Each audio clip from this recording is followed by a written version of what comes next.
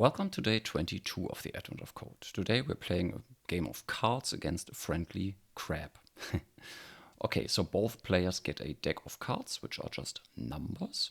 And then the top cards of those decks are compared. In this case, 9 is bigger than 5, so player 1 wins both cards, which are then put back at the bottom of his deck. In the next round, 2 is smaller than 8, so player 2 wins the cards, so the 8 and the 2 go to the bottom of his deck.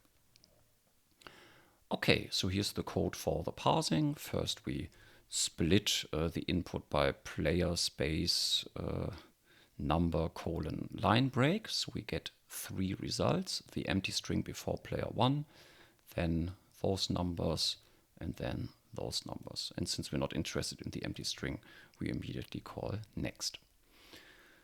Okay, cool. And then what do we do with these numbers, which are still a single string? We call our good old friend reseek to search for all those numbers.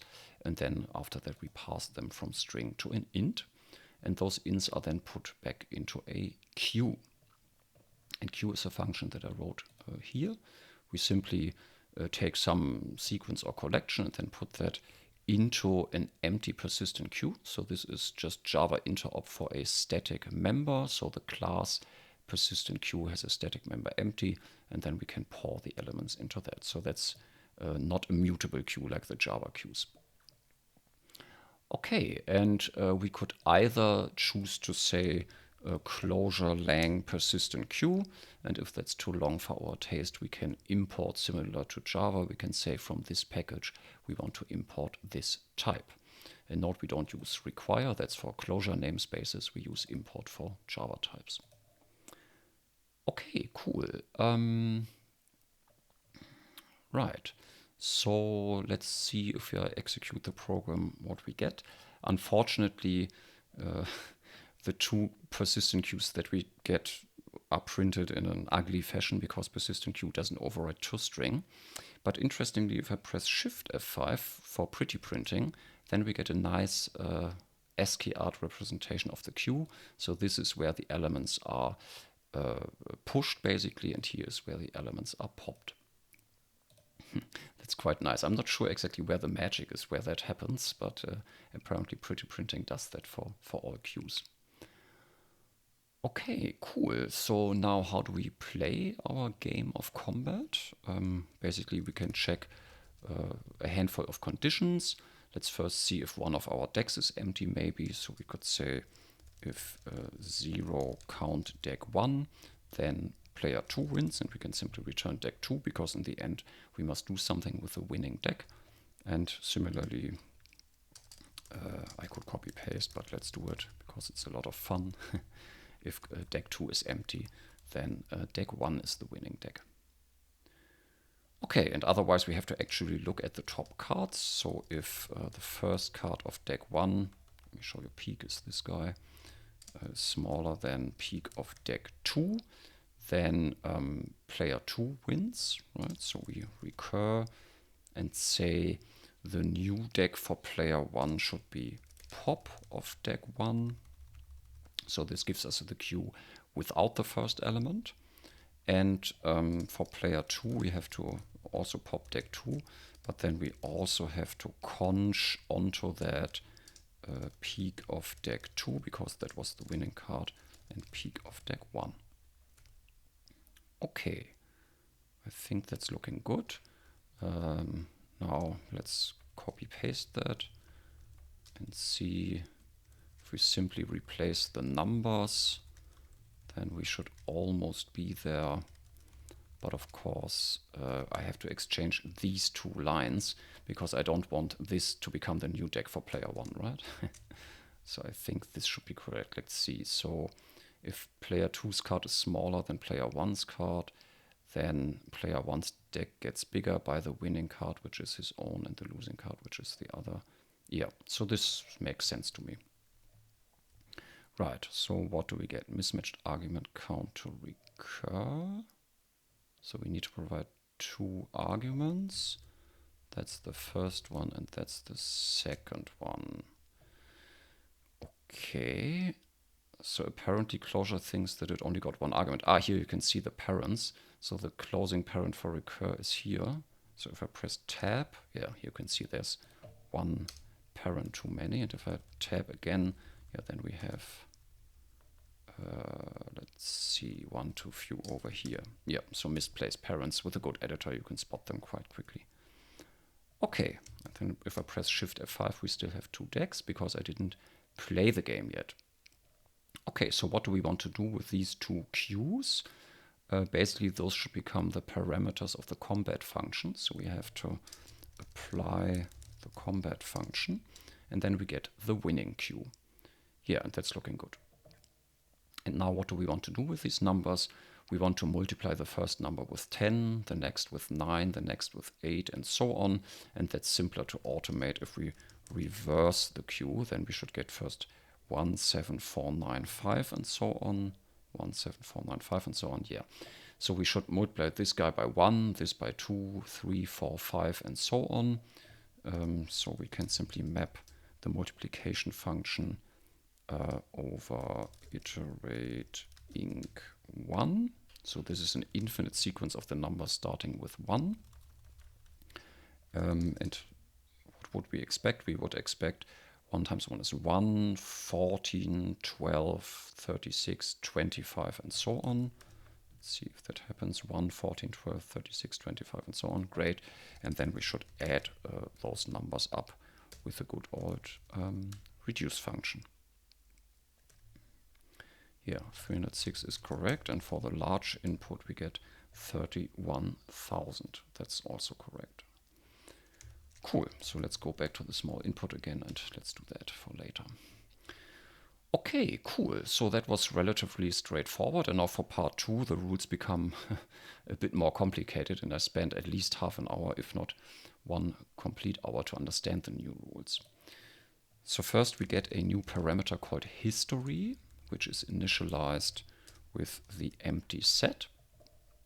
And during our recursions, what do we do with the history? We conj onto the history the vector dec1 and dec2. So basically we remember all the combinations of decks that we have seen so far. And that's important because we have a new rule that says if we see the same sequence or the same combination of decks again, then player 1 wins by default. Okay, so we can simply check if contains history the vector dec1, dec2, then player 1 wins by default. Okay, and now it's not enough to simply return the winning deck. We also have to return who's the winner. So let's, for example, say winner is 2 and deck is deck 2. And here winner is 1 and deck is deck 1. And then copy that down here. And of course, we could also combine these two conditions with an and, then we have this line only once. But I think this makes it a bit simpler to understand. These are the old rules, and this is a third new rule. Okay, and then we have another rule that says we have to look at the current decks, at the top card and the rest. So the top card is 9, and the question is, do we have at least 9 cards in the remaining deck? Here the answer is no. Here the top card is 5. Do we have at least 5 cards in the remaining deck? The answer is also no, but it could sometimes be true. Okay, so for example, here in this case, if this was the entire deck, then here's a 2, and we have at least 2 cards in the remaining deck, then under the 2. Okay, so again, a new condition. So how would we formulate that? So if the top card in deck 1 is smaller than the count of the complete deck, or I could have said smaller than or equal to the count of the deck under deck 1, so pop deck 1. But this is hopefully a little more efficient here. Okay, and also peak of deck 2 has to be smaller than the count of deck 2, right? What do we do then? Then we want to recursively call ourselves with a fresh history. Okay, and then the new decks that we pass are exactly the subdecks. So for example, here in this case, I would pass this subdeck because these are the 2 cards below the 2. This is what we want to achieve. So I was here, so we can simply say we want a new queue where we take that many cards from the rest of deck 1. Right. Okay, and let me copy paste so I don't make any silly mistakes.